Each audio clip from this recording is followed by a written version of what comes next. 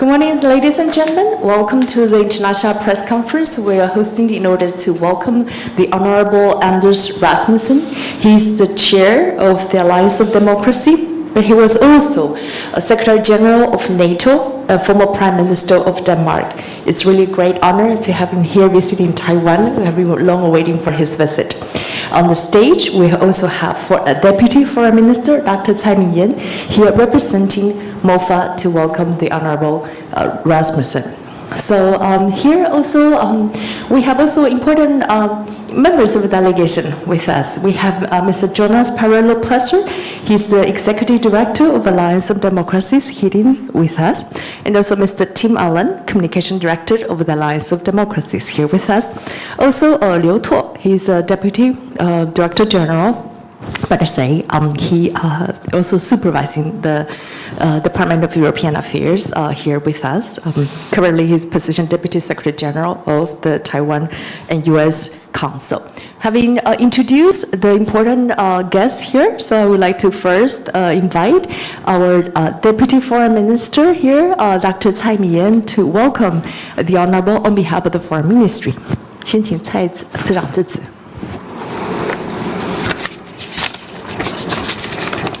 好，谢谢。我先用中文再用英文哦。好，拉斯穆森主席，我们访团的贵宾，各位媒体朋友，大家好。那今天非常高兴，也非常荣幸有这个机会，代表外交部跟我们民主联盟基金会的拉斯穆森主席共同参加这一场的记者会。那特别欢迎拉斯穆森主席是在时隔了30年之后再度来访问台湾。为我们2023年的台湾的外交活动揭开一个非常美好、非常重要的一个序幕。那拉斯穆森主席是台湾真挚的好朋友，他坚定地支持台湾的自由民主，在各种的国际场合当中，全力地支持台湾，使国际社会更加关注台湾的民主，跟台湾站在一起。拉斯穆森主席曾经担任北约的秘书长，他主张北大西洋公约的第5条。集体防御的原则也可以适用到对抗来自威权主义国家的经济胁迫。面对威权主义的扩张，他相信民主国家的团结非常的重要。那么也相信拉斯穆森主席这一次到台湾来，一定会增加他对台湾的了解。那未来台湾也会持续的跟我们的民主伙伴加强合作，共同来维护印太地区的和平、安全还有稳定。谢谢大家。好，接下来是英文的部分。Chairman Rasmussen。Distinguished members of the delegation, ladies and gentlemen, good morning to everyone. It's a great pleasure to attend this press conference with Chairman Rasmussen. Being able to welcome him back marks a very wonderful and important start to 2023. Chairman Rasmussen is a true friend of Taiwan. He has worked long and hard to ensure that the international community pays closer attention to Taiwan's democracy and stands in solidarity with our nation. Chairman Rasmussen was the Secretary General of NATO. He advocates that the principle of collective defense of Article 5 of NATO's founding treaty should apply to countering economic coercion from authoritarian regimes. Facing with the threat of authoritarian expansion, it is important for all democracies to unite in solidarity. I believe that Chairman Rasmussen has got more understanding on development relating to Taiwan during this visit. Taiwan will continue working with our democratic partners to safeguard peace, security, and stability throughout the Indo-Pacific region. Thank you all very much. Thank you. Thank you very much, Deputy Foreign Minister Dr. Tsai. And now it's my honor to invite Chairman Rasmussen to address the audience. Thank you.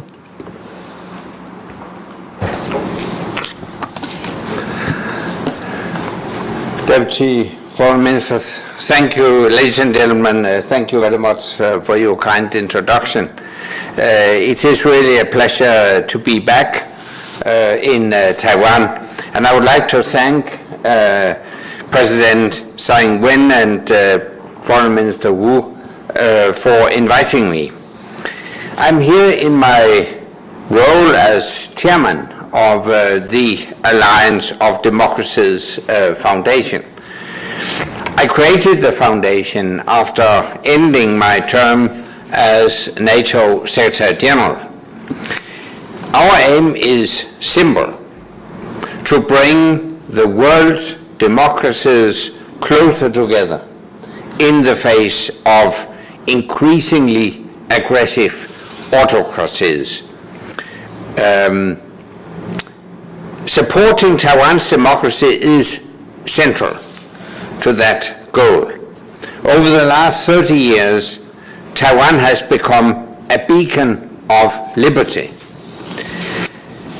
both in Asia and for the entire world. And that's why I'm here today, to declare my full support for freedom, democracy, and the right of the Taiwanese people to decide their own future in peace.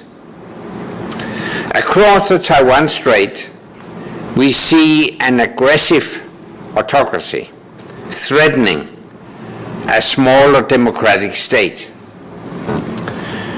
The parallels with Russia and Ukraine are hard to ignore. We must not make the same mistakes with Xi Jinping that we did with Vladimir Putin. And I see three key lessons to draw from the situation in Ukraine for Taiwan. First, Taiwan must have the ability to defend itself. Deterring an attack by China relies on the credible belief that any invasion would come at an immense cost. President Biden's repeated statement that the United States will help Taiwan if China were to attack the island is welcome. Strategic ambiguity has been replaced by strategic clarity. President Tsai Ing-wen's decision to extend military service from 4 months to 1 year is also important. As the President said, as long as Taiwan is strong enough, it will be the home of democracy and freedom. Second, the free world has shown impressive unity in response to the war in Ukraine, both in terms of weapons supplies, but also economic sanctions. Putin did not expect this, and we can be sure Xi Jinping is watching closely. Any attempt by China to change the status quo in Taiwan by force should spark an equally unified response. And we must make this clear to China now. China is far more reliant on global supply chains than Russia. Spelling out the severe economic consequences of any attack now would be a powerful deterrent. Just as the United States has shown itself essential to European security, European countries must work more closely with the United States and democracies in the Indo-Pacific. And then, lastly, the most important way to deter a Chinese move on Taiwan is to ensure a Ukrainian victory in the current conflict. If Russia can gain territory and establish a new status quo by force, it will set a precedent. Dictators everywhere will learn that ultimately military aggression works, that the democratic world chooses appeasement over confrontation. And the lesson we learn from history is that appeasement with dictators does not lead to peace. On the contrary, it leads to war and conflict. That is why all those who believe in a democratic Taiwan and a rules-based international order must work to ensure Ukraine prevails. It is for the people of Ukraine and the people of Taiwan to decide on their own futures. The free world must give them our support. Thank you, and I look very much forward to your questions. Thank you very much, Chairman, for these very inspiring words. We definitely need translation for that. Thank you, 嘉豪。蔡市长，各位先生女士，非常感谢刚刚蔡市长给我的这么美好的引介哈。那我也很高兴能够回到台湾，也非常谢谢蔡总统以及吴部长的邀请。我这一次访问台湾的身份是民主联盟基金会的主席。那我是在我卸任北约的秘书长的时候呢，成立这个基金会的。我们这个基金会的目的就是希望能够让全世界的民主国家能够更加的紧密，尤其是在面对威权主义的扩张的这个情势之下。那支持台湾其实也是跟这样子的基金会的目标完全一致。过去30年以来，台湾已经成为了自由的灯塔，不只是在亚洲是典范，更是全世界的典范。因此，我此次来访就是要宣示我全面支持自由以及民主的台湾，以及台湾人民对于自己未来和平的一个决定权利。在整个台海地区呢，我们也看到了一个巨大的独裁国家正在威胁这一个比较小的民主国家。那这也是与俄罗斯入侵乌克兰是非常相似的。像这样子的一个对比，我们无法去忽视，更不能够让普丁侵略乌克兰这样子的情形在习近平身上重蹈覆辙。从乌克兰的战争当中，台湾可以学到3个教训。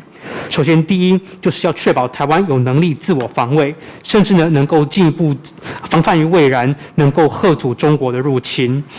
那么，我们必须要让中国去知道说，如果对台湾动用武力进行入侵的话，中国将会付出非常巨大的代价。事实上，美国总统拜登已经多次声明了，如果中国对台湾武力攻击的话，美国是会出面帮忙的。像这样子的战略模糊，已经由战略清晰来取而代之。而蔡总统日前也宣布，4个月的义务役也会延长成1年，这也是非常重要的。诚如蔡总统所言，台湾如果够强，那么就能够确保台湾持续作为民主的沃土。那在乌克兰的战争面前，整个自由社会必须也展现了空前的团结，不只是在提供乌克兰武器方面的团结，更是非常一致的对于俄罗斯进行经济的制裁。当然，普丁当初并没有料想到事情会发展成这样，相信习近平也在密切观察整个状况。那只要中国武力去片面改变台海现状的话，他们也会知道说，整个自由世界也会团结因应这样子的一个情势。由于中国对于全球的供应链的仰赖程度大于俄罗斯，中国也会知道说，只要对台湾动用武力的话，也会有相当大的经济的代价，因此这也是很大的一个嚇阻力量。那么我们知道美国很致力于欧洲的安全，因此欧洲国家应该与美国合作，也致力维护印太地区的安全。那最后呢，我相信要嚇阻中国最重要的一个方法，就是要确保乌克兰获胜。因为如果俄罗斯得逞，占领了乌克兰的领土，并且成立了一个建立了新的现状的话，那就会开创一个先例，使得许多的独裁者会认为动用武力是能够行得通的。那么许多的民主国家如果选择姑息而退缩而不反抗的话，那么历史的教训也告诉我们，这种选择并不会带来和平，反而是会带来进一步的战争与冲突。因此，我们必须要去相信说，我们要确保台湾的民主，并且不但要维护台湾的民主，还要维护整个全世界的以秩序为基础的全球秩序，以规则为基础的全球秩序，只要相信这两个价值的人士们，一定要确保乌克兰在这场战争中获胜。因为无论是乌克兰还是台湾的人民，都应该有权利决定自己的未来。那为了这样子的权利，我们整个自由世界应该要全力予以支持。谢谢大家。Thank you, Jiahao. Now we open the floor for questions. We do first CNA Novia, and then we go to that aisle. Yeah, okay, we do Novia CNA. Hello, I'm Novia from the Central News Agency. I will address my question in Chinese. 第一题是，有学者主张，面对中国的威胁，应该要将北约 NATO 扩大为北大西洋、印度太平洋公约组织。您认为这是否可行？那我的第二题是，英国金融时报月前曾经报道，北约9月曾经专门针对台海情势开会，会中认为北约不会卷入台湾战争。您认为北约是否应该在台海扮演更多的角色，来维护全球供应链的韧性和区域的安全？ Thank you, Novia. We need translation. Thank you. I have two questions. First, some academics have proposed that NATO be expanded into the North Atlantic Indo-Pacific Treaty Organization, NATO, in the face of the threat from China. Is this concept feasible? Secondly, according to Financial Times report, NATO held talks on the China threat to Taiwan in September. During the debate, it was posited that NATO would be unlikely to get involved directly in a war over Taiwan. Would you suggest that NATO play a more active role in the Taiwan Strait in order to safeguard global supply chain resilience and regional security? Thank you, Jiahao. Mr. Chairman. Yeah, the first question about NATO expanding into the Asia-Pacific region. I don't think that would be the most efficient way to address the challenges in the Indo-Pacific. Instead, I think it is important to develop multilateral defense cooperation in the Indo-Pacific. For instance, we have already seen the creation of the AUKUS alliance between Australia, the UK and the United States. We have also seen the Quad and security cooperation between India, Japan, Australia and the US develop into a more important security cooperation. For instance, President Biden organized a summit within the Quad recently in the White House. And I would expect the Quad to develop into a more robust security cooperation in the future. So all in all, we have already some structures developing in the Indo-Pacific that I think would be more efficient as a response to the challenges in the Indo-Pacific than a NATO expansion into the Indo-Pacific.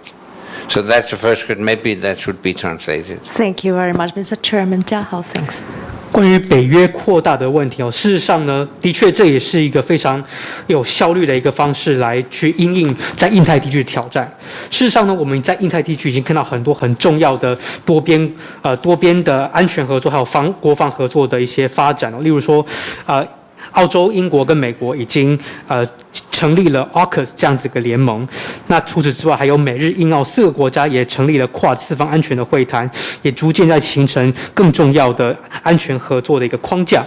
那事实上呢，最近拜登政府也在白宫才召开了一场 QUAD 的峰会。那相信呢，我也预期接下来在未来 QUAD 也会进一步发展成为更重要、更扎实的一个安全合作的机制。那这些都是能够提升我们在印太地区因应许多挑战非常有效的一个发展，这些可能都比北约在印太地区扩大更加的有效。Thank you. Yeah, and the second question is about NATO engagement in a confrontation across the Taiwan Strait.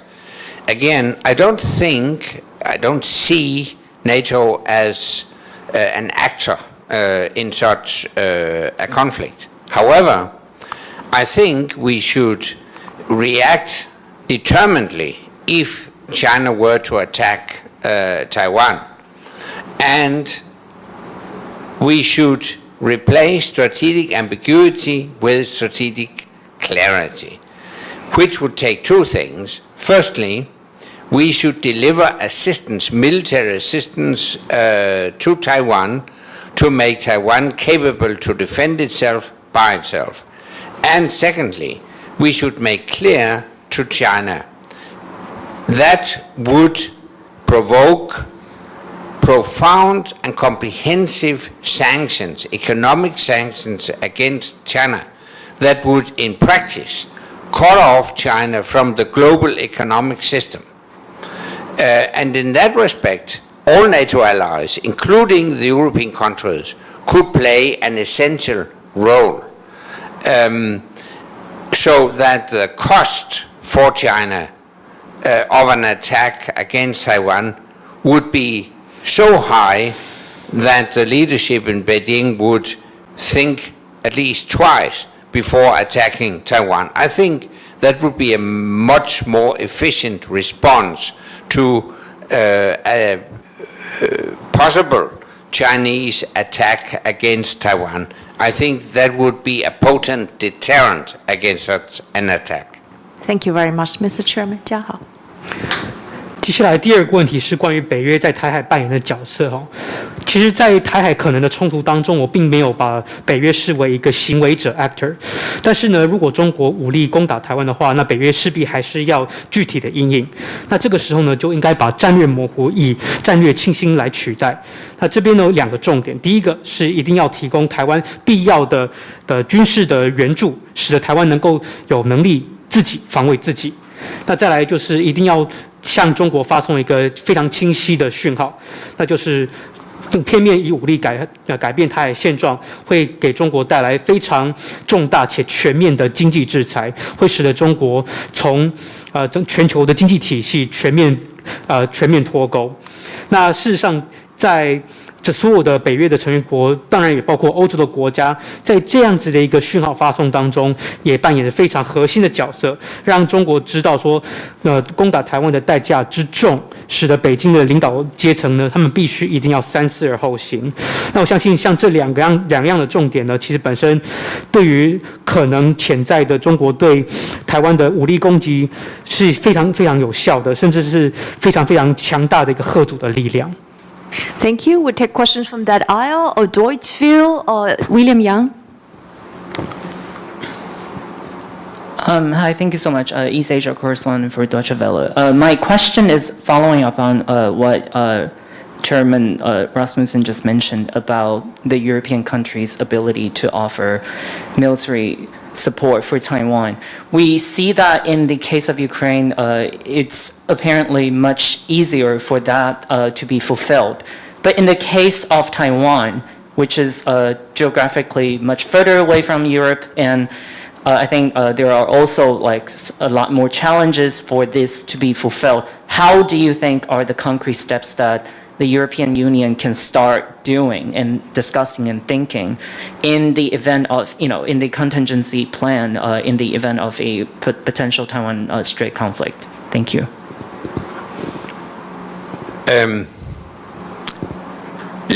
Let's be realistic.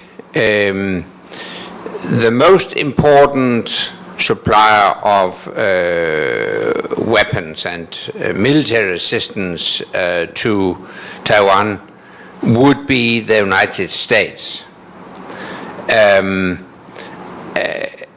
However, I think to prevent a possible Chinese attack against Taiwan, the European countries could assist in different ways in advance. I mean, joint training and exercises could be an important tool in that respect. We have done so with Ukrainian troops. We could do exactly the same with servicemen and women from Taiwan. We could conduct such training and exercises on European soil, for instance. But I think first and foremost, the European contribution could be on the economic front to join the United States in comprehensive and profound sanctions against China. Thank you very much. Mr. Chairman, 家豪, thank you. 事实上，就比较具体而言，台湾最大的武器供应来源以及军事支援的来源呢，毕竟还是美国。但我认为，如果要防范可能中国对台的动武的话，那么欧洲其实可以在事先呢，用不同的方式来帮助台湾。例如说，像是军事演习或者是军事训练呢，基本上就是很重要的工具。我们也看到了欧洲国家对乌克兰有这样子的军事训练方面的援助。台湾的军人其实也曾经跟欧洲的军人一起合作过。那么我相信在欧洲的土地上进行军事的演练，会是一个很好的作为。那么欧洲其实在经济方面也可以对台湾有所贡献，例如说跟着美国一起，如果中国对台湾进行武力攻击的话，可以祭出非常强而有力且全面的经济制裁。Thank you. This aisle. Okay, many questions. We do. Can you perhaps do two guys ask questions together? Yeah, in order to organize the time. You can first, and then we do Dongxu. Is that okay? Okay. Thank you.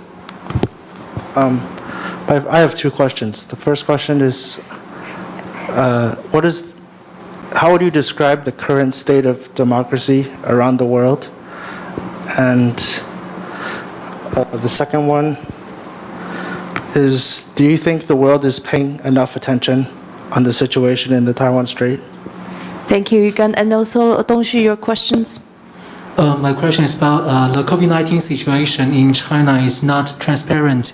And now many countries worry that new variants will appear in China and spread around the world again. So do you think the joint response by the Democratic Alliance countries could do better? Thank you. Thank you very much. Yes, if that's okay, we allow Mr. Chairman to decide. Yep. First, on the state of democracy globally. According to independent think tanks, we have seen a steady decline in freedom and democracy globally for the 16th consecutive year. So for 16 years in a row, we have seen such a decline in freedom and democracy.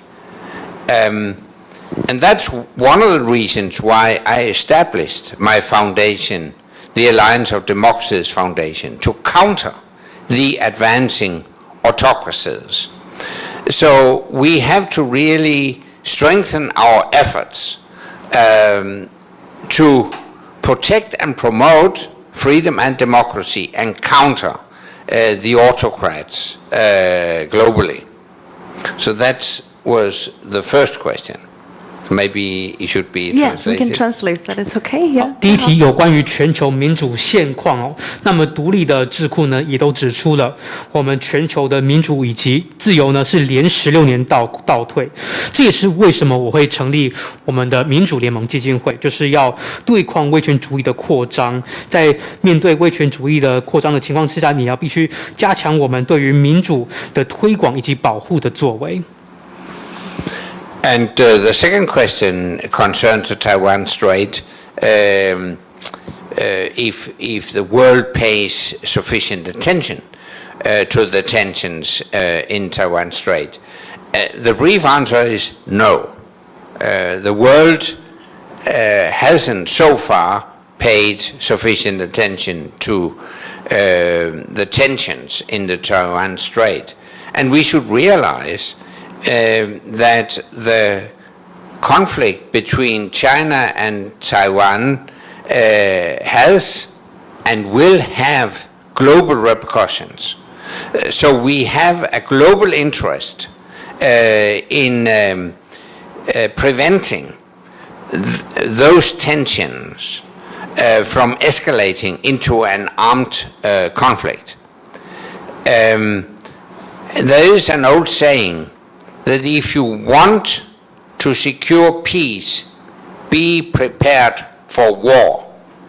And that's exactly also my approach, that we should avoid any change of status quo by preparing ourselves to counter any possible Chinese attack, because it will have global repercussions.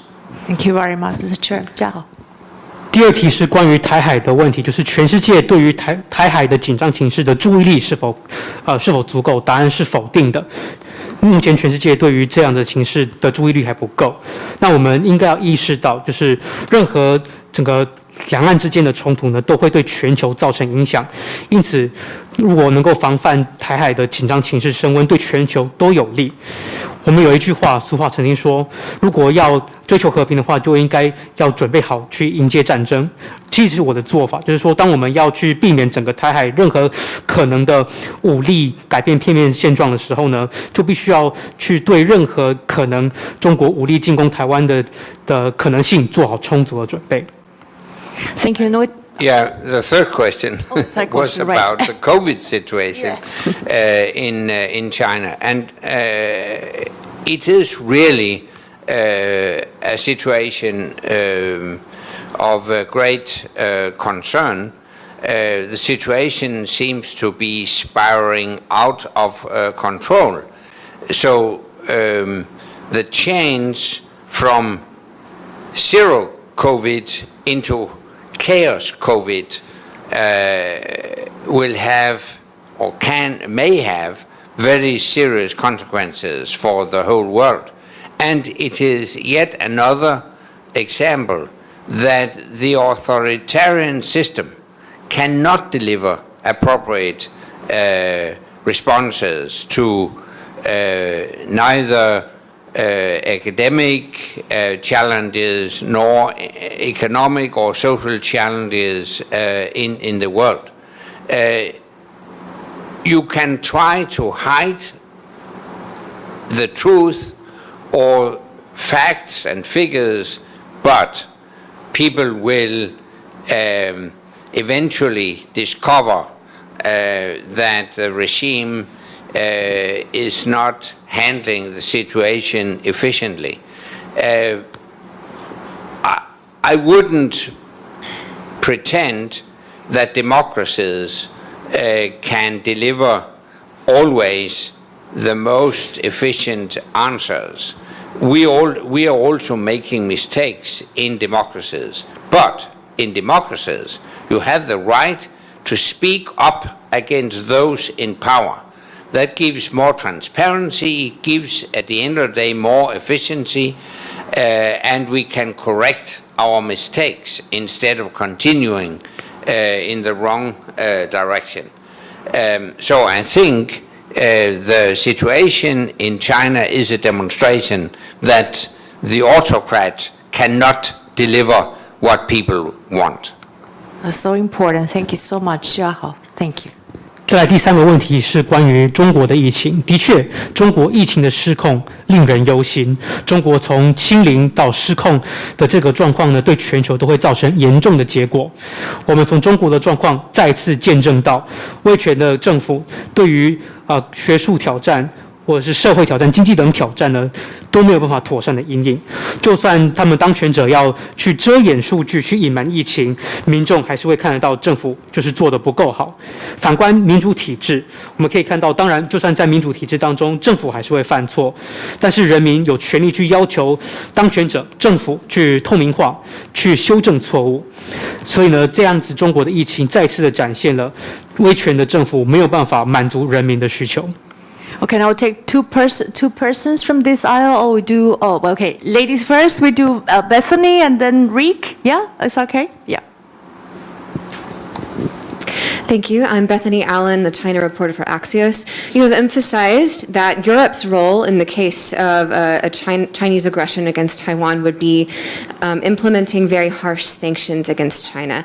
However, the problem with this, well, there's several problems, but first of all is that China's economy is so much larger than Russia's. The people of Europe would suffer greatly to try to, if countries tried to cut off China from the global economy, all of our economies would suffer. Are European populaces prepared to make that kind of sacrifice for an island that's thousands of miles away? And if not, how should European leaders prepare their populaces for the possibility of that kind of an economic bite? Okay, now we also do Rick from Taiwan Plus. I will see Eric from CNN. Well, we do Rick first, and then CNN. Hello, I'm Rick Lout from Time Plus. I wanted to ask you, what signs have you seen from Europe or NATO-aligned countries that they are learning from the war in Ukraine when it comes to how they deal with the Taiwan issue? Thank you. Thank you, Rick. We also do Eric, CNN. Hello, sir. This is Eric from CNN. A very quick one. You mentioned about the parallels between Ukraine and Taiwan, and you also mentioned Biden's repeated comments. And I'm interested to know your views regarding what NATO as a bloc should be doing today and in concrete terms to safeguard Taiwan and prevent the tragedy in Ukraine from happening again. Thank you. Okay, we'll take these 3 questions. Thank you.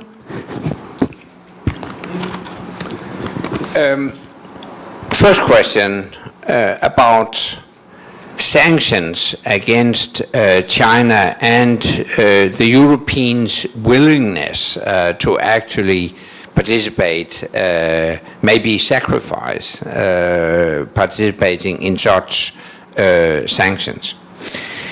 Of course, that is a key question. But already now we are witnessing a change of mentality in Europe. It's been a wake-up call to witness Putin's attack against Ukraine.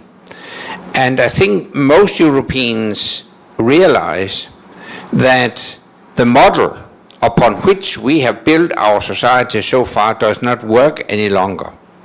We have built a Europe based on security provided by the United States, cheap goods from China, and cheap gas from Russia. That model doesn't work any longer. So we really have to change that model. And you're quite right, we will have to prepare the Europeans for a change in which we will not be able to rely on a supply chain from China till Europe. Many European companies are now reviewing their supply chains. They are considering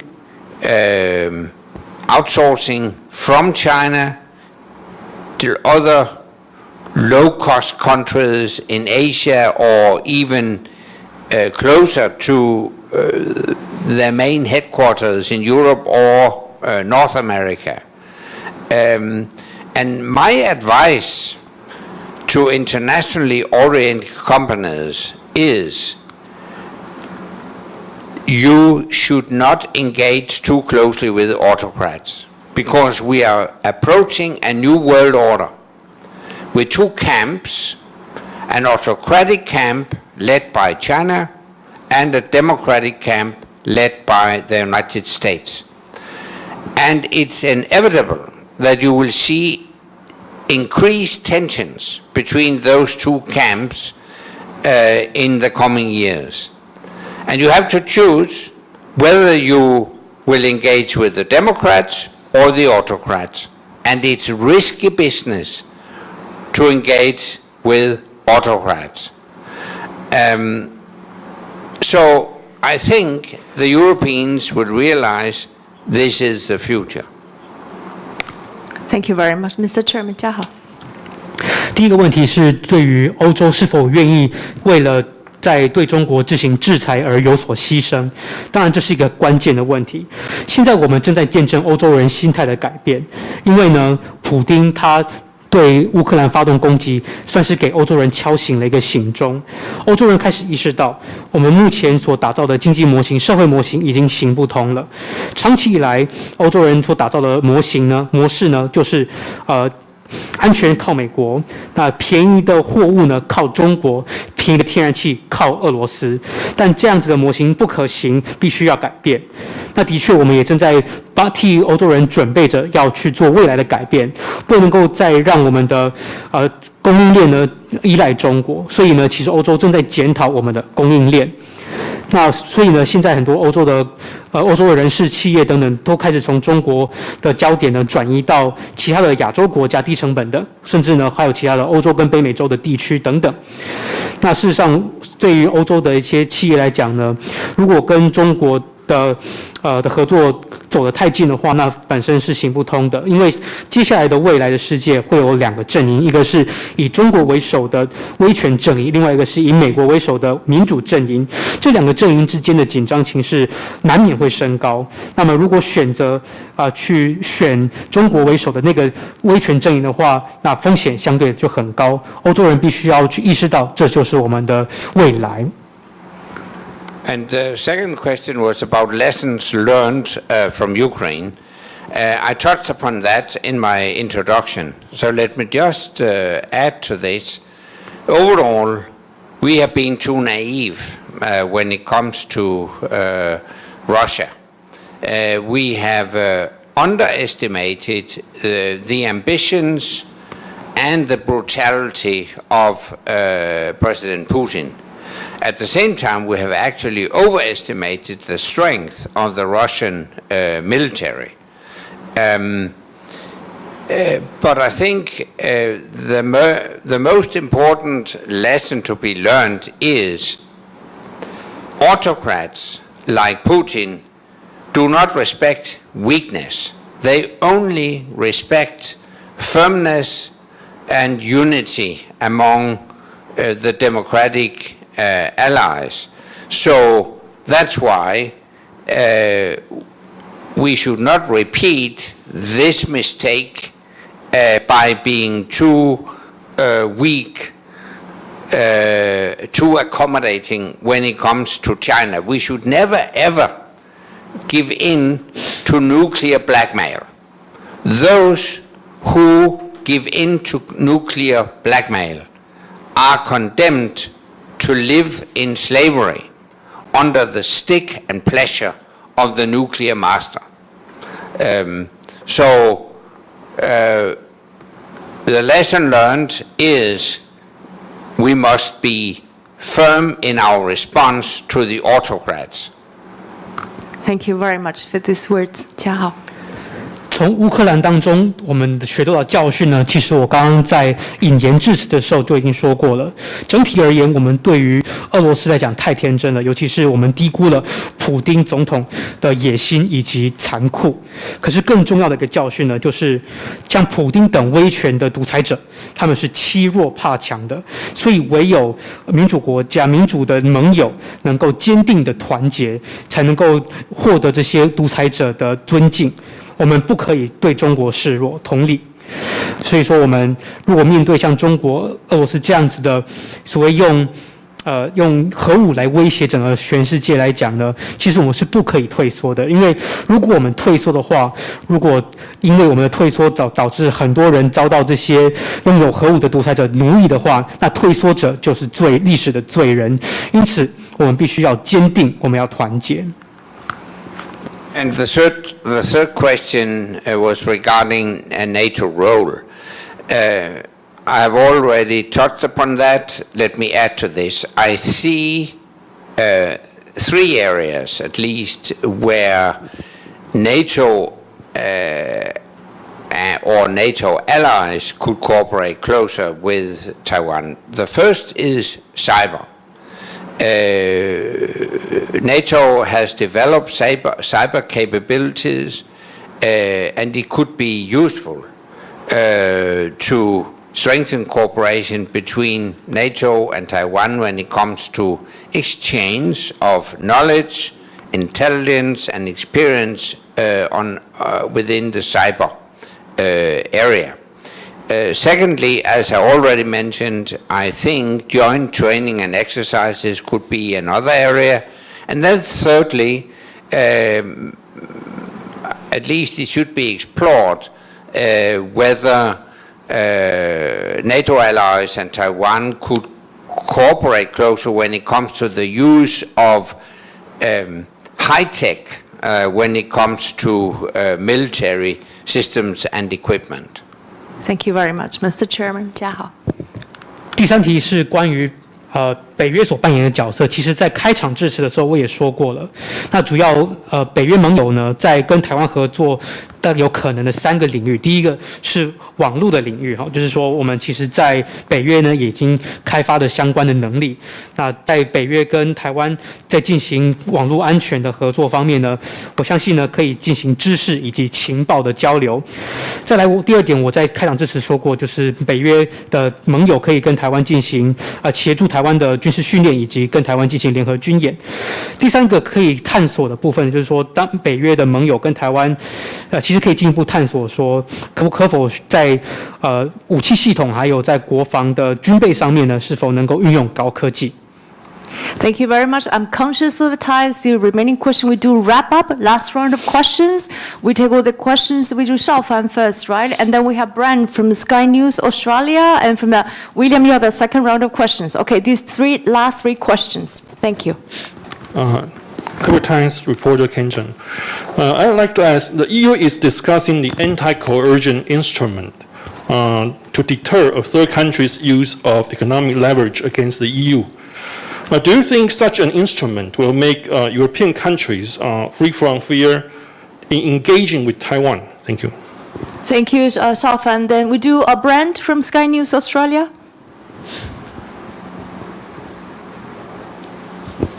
Just a quick question about your trip itself. We've seen quite a few foreign politicians and prominent figures visit Taiwan in recent months. I wonder what you make of suggestions that such visits further inflame tensions, that they're more likely to lead to statements from Beijing and more saber rattling. Thanks, Brand. Okay, from this aisle, remaining questions from William. Yeah, so 2 quick questions. One is you talked about the importance of replacing strategic ambiguity with strategic clarity. Do you feel like this is something that the EU and other Asian partners in the region should also adopt and following? And the second question is that we know the European Union, after all, is a consensus-built organization. And in your opinion, what do you see are some of the existing challenges that might not be able to allow the EU to go further as it should on the topic of Taiwan? Thank you, William. Okay, no more any other questions. We invite the Mr. Chairman to respond. First, on coercion. As part of our work within the Alliance of Democracies, we have developed the idea of what we call an economic Article 5. Obviously, that is inspired by my past position as NATO Secretary General. Within NATO, we have a military Article 5. It states that we consider an attack on one an attack on all.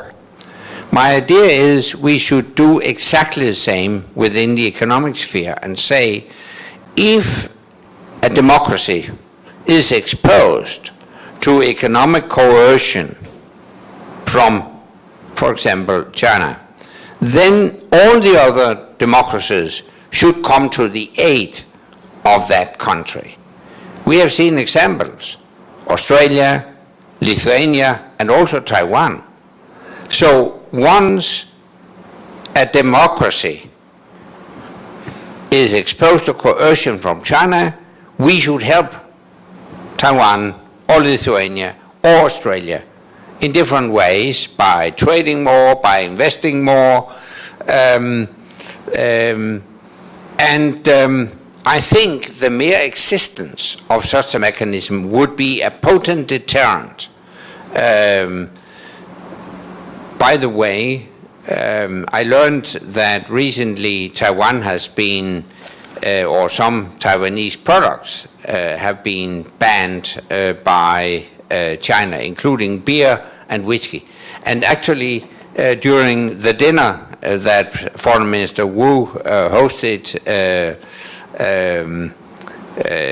Tuesday night, I had the opportunity to taste what I would call the freedom beer and the Kavalan whiskey. I can recommend both products, and as China have now banned them, I think we should purchase more of those products. That would be the economic Article 5 in practice? Thank you very much, Mr. Chairman. 嘉豪。第一个就是说有关于就是对抗经济威胁这一块事实上我们在民主联盟基金会的内部工作当中，我们提出了个概念，叫做北约的第5条经济版。那事实上这个灵感来源就是我自己担任北约的秘书长的时候所有这样子一个灵感，就是说我们在北约的确有一个国防方面的一个集体防卫的北约第5条款，就是一个会员国遭受攻击，就视为所有会员国遭受攻击。那在经济方面，我们应该要有相同的概念。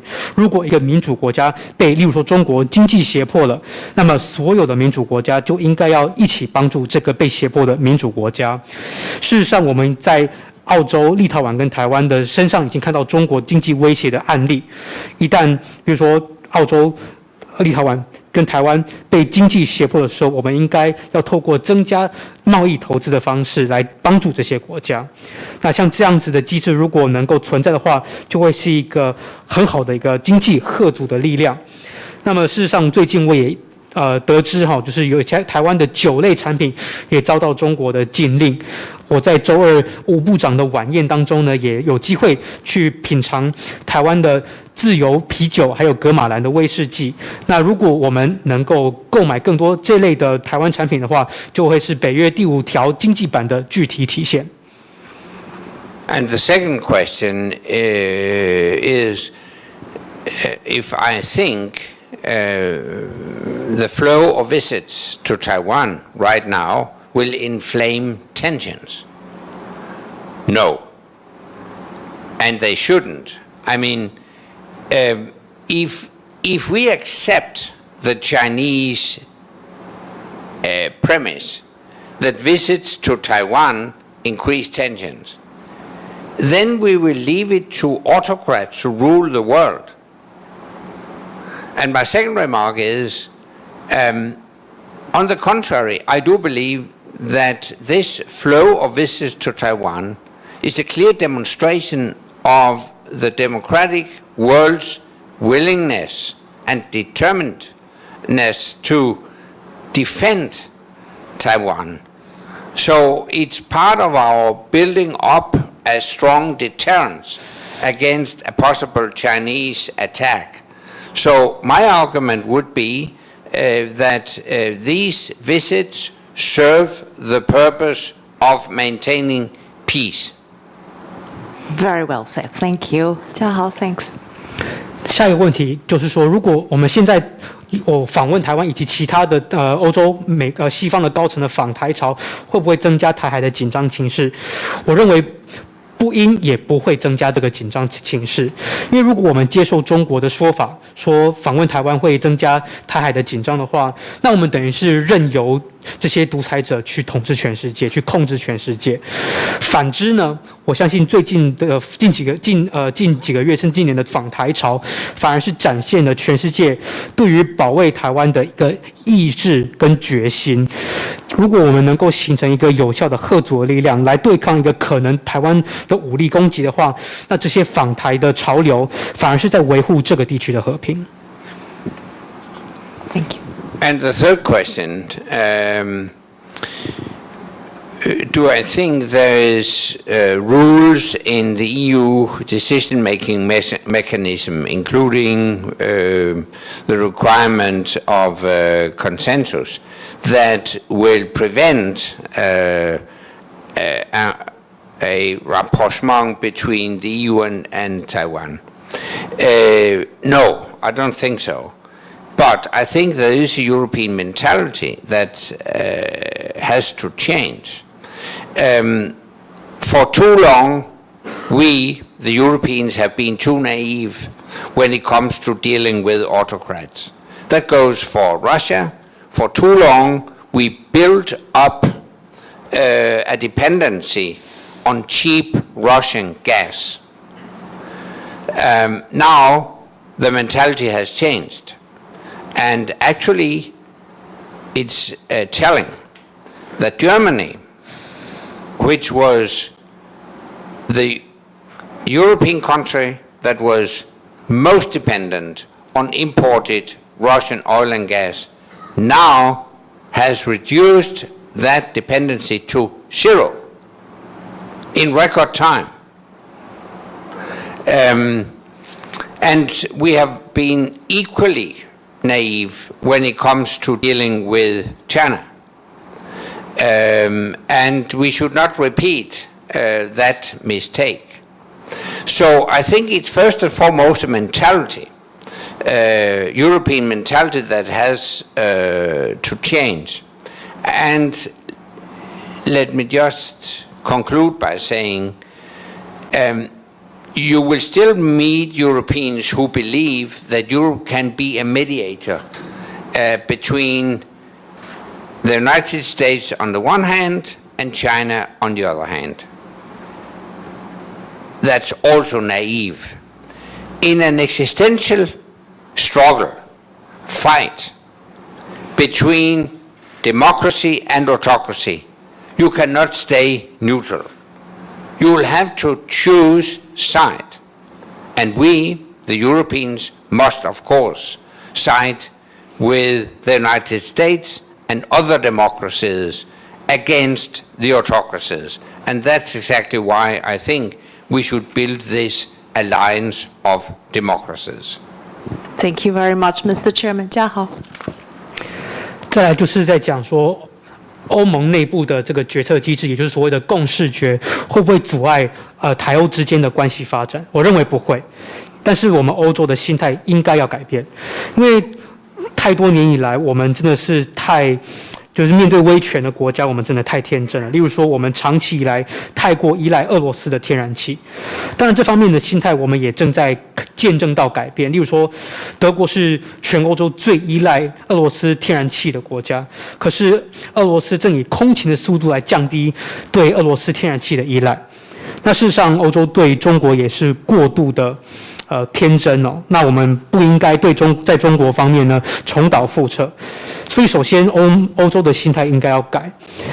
如果我相信的就是现在还是有部分的欧洲人认为欧洲可以扮演美中之间调停者的角色，但这个想法太天真了，因为现在是民主对抗威权的一个时代，在这个对抗的情势之下呢，没有办法保持中立，一定要选边站，而我们欧洲人应该要选择站在美国以及民主的阵营这一边来对抗威权。这也是为什么我主张要形塑一个民主的联盟。We're deeply grateful for the visit of the Honorable Mr. Anders Rasmussen. I want to thank you for your visit. It has been so significant. I want to thank him for the inspiration he gave us, for the strength he has shown the world, and the support to Taiwan. Thank you for your visit. It has come in a timely way, and we look forward to your visit again very soon.